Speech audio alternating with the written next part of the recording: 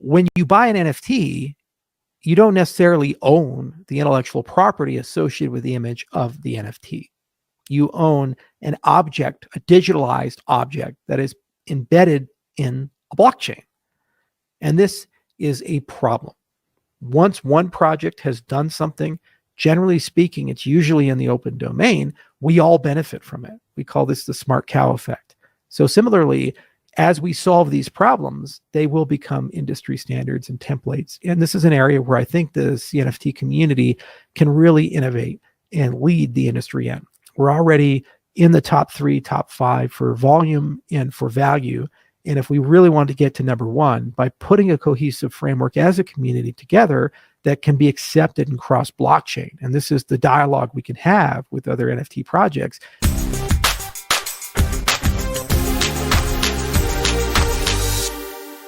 Today is January 3rd, 2023. Special day from the perspective that it is Bitcoin's birthday. Happy birthday, Bitcoin. 14 years old. Always finds a way to be new, despite the fact that it's getting long in the tooth. And as technologies go, Bitcoin's changed the world faster than anything else in the history of humanity. And I'm really proud to have been part of that initial movement. I'm really proud to be in this industry, and I think our best days are ahead of us. Now, I wanted to make a quick video. So I want to make a quick video, talk a little bit about PFP's art sharing. So somebody tweeted at me a picture that was based on me that's been turned into an NFT by a particular project. I liked it. And so I grabbed the picture and put it as my profile picture on both Facebook and Twitter. And I do this from time to time for various artists in the NFT community. The reason being is that it creates a lot of notoriety. A lot of these artists are smaller shops, and to have a million people, because I have 1 million followers on Twitter, about 300,000 subscribers on YouTube, it's great exposure to the work, especially within that community. Now, there was an auction for that particular NFT, and it sold for, I think, about 10,000 ADA. So it really worked well for the artist.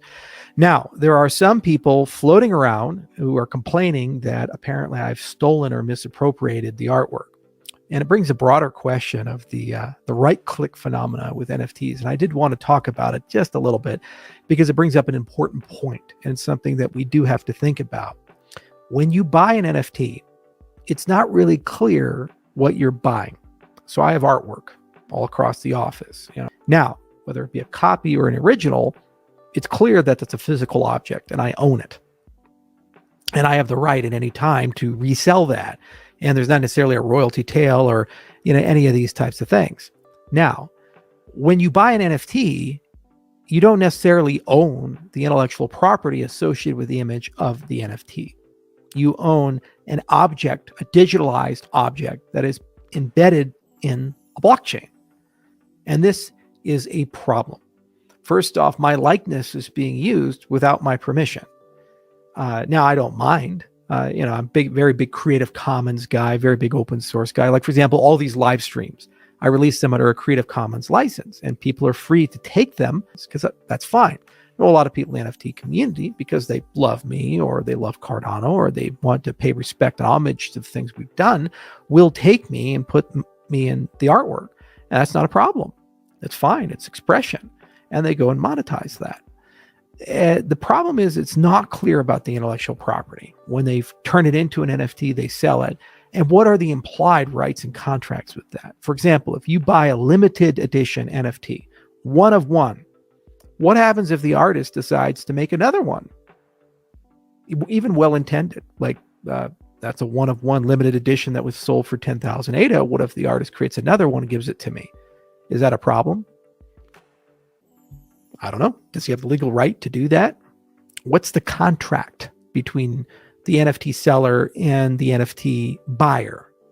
As part of the standards process, what needs to happen is that in the process of generating an NFT, you also generate a list of things, a checklist of things. And this doesn't have to be thought about by the NFT issuer, but rather, just like a Creative Commons license I can attach to my content, there's some notion of NFT usage of what does it mean?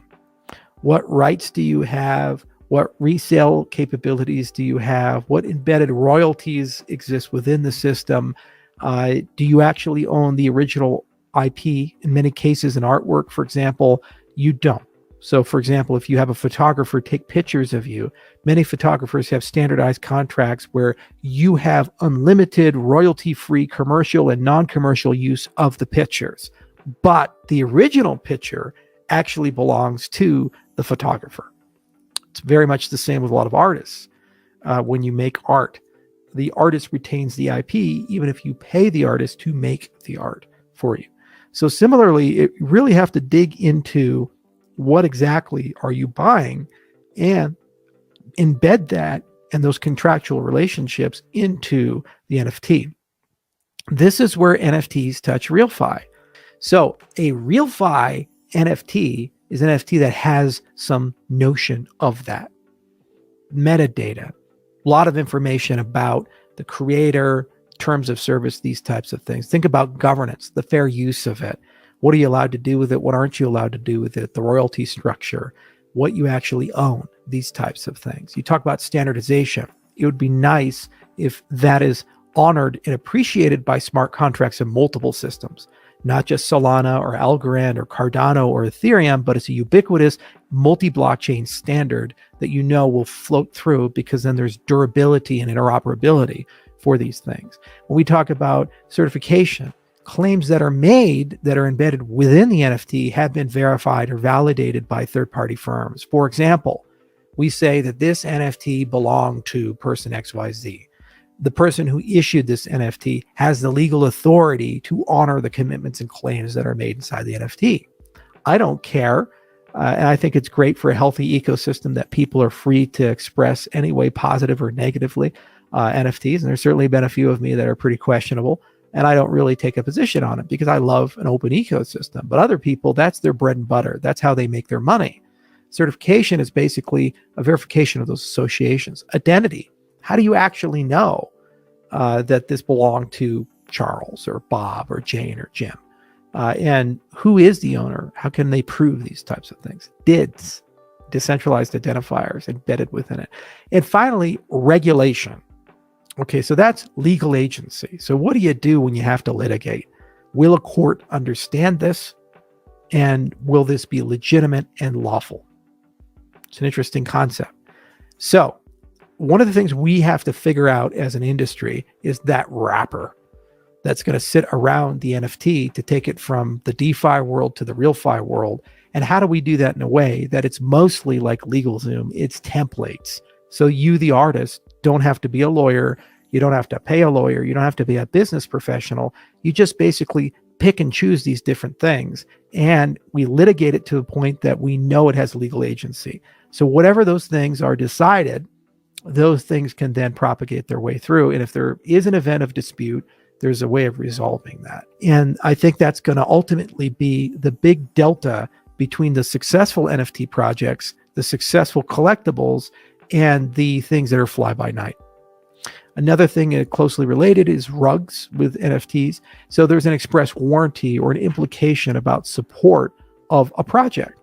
Right now, for the most part, for most NFT projects, it's quite, I'd say, implicit, for lack of a better term, meaning that most people don't write it down. For example, if you buy an NFT for your favorite NFT project, pick it. Does this mean that the core team for the rest of time is going to support that, continue issuing them, continue maintaining a community? And if they don't, when is it not a rug pull? After 6 months, a year, 18 months, 24 months, et cetera, et cetera. It's an interesting question. And that's that governance component. And that should be made somewhat explicit.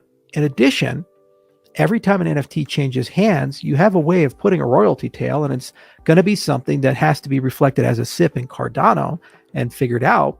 But once it's there, what's cool about that royalty tail idea is, in addition to going to the artist and other factions, it potentially could go into a decentralized treasury to perpetually maintain the NFT collection. It goes beyond somebody right-clicking a picture, because it turns out your beliefs of this are very different from mine. And who's right? Well, we don't know, because there's nothing to say about it on the blockchain. And if the blockchain is going to be the source of truth, we have to get to the point of writing standards that are objective, transparent, and transferable. But it is really, really cool that we're able to have that conversation and kind of real time invent a brand new type of industry that everybody gets to benefit from. Generally speaking, if Microsoft hires a bunch of lawyers and accountants and business professionals and they help Microsoft navigate its business model, very rarely does IBM get to use that, or Google get to use that, or Apple get to use that. But in our industry, it's the exact opposite. Once one project has done something, generally speaking, it's usually in the open domain, we all benefit from it. We call this the smart cow effect. So similarly, as we solve these problems, they will become industry standards and templates. And this is an area where I think the CNFT community can really innovate and lead the industry in. We're already in the top 3, top 5 for volume and for value. And if we really want to get to number 1, by putting a cohesive framework as a community together that can be accepted and cross blockchain. And this is the dialogue we can have with other NFT projects. And because you can have that bridge, that effectively means those industries will have a low friction time to come into our industry. And if we're the first mover, I do believe there's going to be a lot of adoption that comes from that. So I really do hope that this video was helpful for some people and clarified a few things and talked about that transition from DeFi to realfi. And it's been a great new year so far. And I think 2023 is going to be a wonderful year for us all. So thanks for listening, and happy birthday again to Bitcoin.